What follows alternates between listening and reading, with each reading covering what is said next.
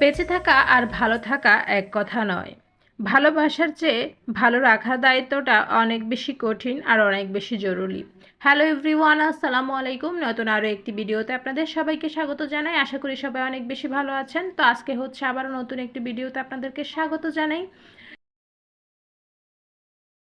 আজকে আমার খুবই পছন্দের একটা কেক তৈরি করব, বাটার ফাউন্ড কেক। বেশ অনেক দিন পরই বাসায় কেক তৈরি করলাম, আর দেখে নিশ্চয়ই বুঝতেই পেরেছেন কেকটা কতটা পারফেক্ট হয়েছে। তো আমার মতো কে কে পছন্দ করেন এই বাটার পাউন্ড কেকটা, অবশ্যই কমেন্টসে জানাতে কিন্তু ভুলবেন না। তো এখানে আমি বাটার নিয়ে নিচ্ছি হাফ কাপ। যেহেতু আজকের কেকটা আমি তৈরি করব বাটার দিয়ে, নিয়ে নিব এখানে 1 কাপ ময়দা, আর নিয়ে নিব 1 চা চামচ বেকিং পাউডার, হাফ চা চামচ বেকিং সোডা। অবশ্যই এই উপকরণগুলো একটু চেলে নিতে হবে। তো যাই হোক, এগুলি আমি চেলে নিয়েছি অফ ক্যামেরায়। আর এখন হচ্ছে বাটারটা আমি একটা ইলেকট্রিক বিটারের সাহায্যে খুব ভালোভাবে বিট করে নিচ্ছি, যতক্ষণ পর্যন্ত না এটা একটু ফুমি হয়ে যায়। তো বাটারটা কিছুক্ষণ বিট করার পর এখানে আমি অ্যাড করে দিচ্ছি 1 কাপের থেকে একটু সামান্য কম চিনি, আর দিয়ে দিব 2টো ডিম। তো 2টো ডিম দিয়ে কিন্তু মোটামুটি খুব 1 পাউন্ডের একটা কেক কিন্তু তৈরি করে নেওয়া যাবে। তো বাটারের সাথে আস্ত চিনিটা দিলে কিন্তু সহজে গলতে চায় না, সেজন্য আমি ডিমটাও একসাথে দিয়ে দিয়েছি। তো একসাথে দিয়ে আবারও কিছুক্ষণ বিট করে নিব চিনিটা গলে যাওয়া পর্যন্ত।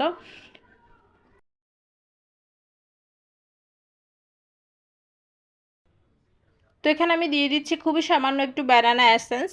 তারপর হচ্ছে যে শুকনো উপকরণগুলো নিয়েছিলাম ওগুলি অফ ক্যামেরা একটু চেলে নিয়েছি। উপকরণগুলো আমি একসাথে দিয়ে দিব, যেহেতু এটা ফাউন্ড কেক তৈরি করছি আলাদা করে একটু একটু করে বা আলতো করে মেশানোর কোনো প্রয়োজন নেই। আমি ইলেকট্রিক বিটারের সাহায্যে একসাথে মিক্স করে নিচ্ছি। তো একটা স্প্যাচুলার সাহায্যে সাইড থেকে একটু নামিয়ে নিলাম।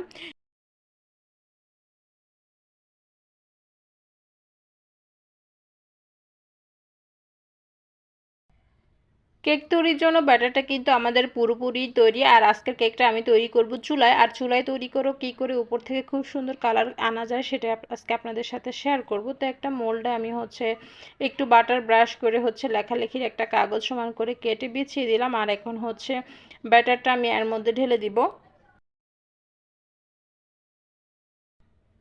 তো ওভেনে কেক তৈরির জন্য আমরা যেভাবে ওভেনটাকে 10 মিনিট আগে ফ্রি হিট দিই, তো 10 মিনিট আগেই কিন্তু আমি চুলায় বড় সাইজের একটা পাতিল বসিয়ে দিয়েছিলাম চুলার আগুনটা ধরিয়ে। এখন কিন্তু এটা গরম হয়ে গিয়েছে। তো এখন হচ্ছে এটার মধ্যে একটা স্ট্যান্ড দিয়ে আবারও আমি ঢাকনা দিয়ে এটাকে 30 মিনিটের জন্য বেক করব। তো শুরুতে কিন্তু 5 মিনিট হাই স্পিডে রাখবো, তারপর এটাকে মিডিয়াম টু লোয়ে রেখে 30 মিনিটের মতো বেক করলে কিন্তু আমার কেকটা তৈরি হয়ে যাবে।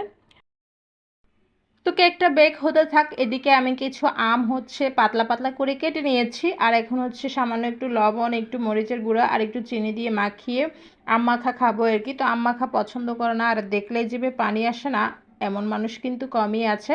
তো যাই হোক, আমরা কিন্তু ঝালটা একটু কমই খাই, তো এই জন্য মরিচ একটু কমই দিয়েছি। তারপরও অনেক বেশি হয়ে গিয়েছিল, তো এখানে হচ্ছে একটু চিনিও দিয়ে দিলাম।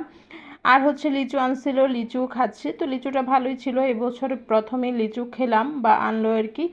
তো একটু ছোট হলেও লিচুগুলি কিন্তু ফ্রেশই ছিল, পোকা টোকা ছিল না। আর হচ্ছে তরমুজ কেটে নিয়েছিলাম, বাচ্চারা হচ্ছে খাচ্ছে, তো এমনভাবে আর ভিডিও করা হয়নি।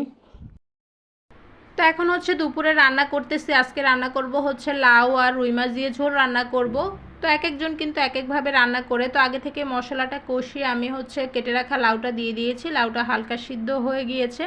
তো মাছটা আগে থেকেই ভেজে নিয়েছিলাম, এখন হচ্ছে মাছটাও দিয়ে দিব। 2টো টমেটো কেটে দিয়ে দিয়েছি। আসলে রান্নাটা এক একজন এক একভাবে করে, তো আমরা কিন্তু এভাবে মাছটা ভেজেই ঝোল তরকারি রান্না করি। অনেকে আবার মশলার মধ্যে কষিয়েও দেখেছি রান্না করে। তো এক একজন এক একভাবে করে, আমরা এভাবেই করে থাকি।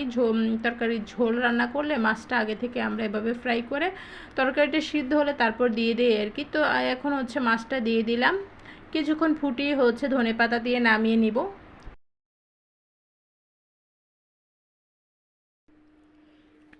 আর রান্না করেছি হচ্ছে ঢ্যাঁড়স। এভাবে কুচি কুচি করে একটা আলু কেটে দিয়েছি ঢ্যাঁড়সের সাথে। তো ভাজিটা কিন্তু আমার হয়ে গিয়েছে। আর রান্না করেছি হচ্ছে ডিম আলু সিদ্ধ করে, এই তো এভাবে ঝোল করে রান্না করেছি। তো এখন চলুন দেখি কেকটা বেক হয়েছে কি না। ঢাকনাটা সরিয়ে নিলাম, আর হচ্ছে দেখতেই পেলেন কেকটা উপর থেকে খুব সুন্দর কালার এসেছে। একটা টুথপিক দিয়ে চেক করে নিচ্ছি, কেকটা ভিতর থেকেও হয়ে গিয়েছে। তো এখন হচ্ছে ঠান্ডা করে তারপর হচ্ছে কেটে নিব আর কি।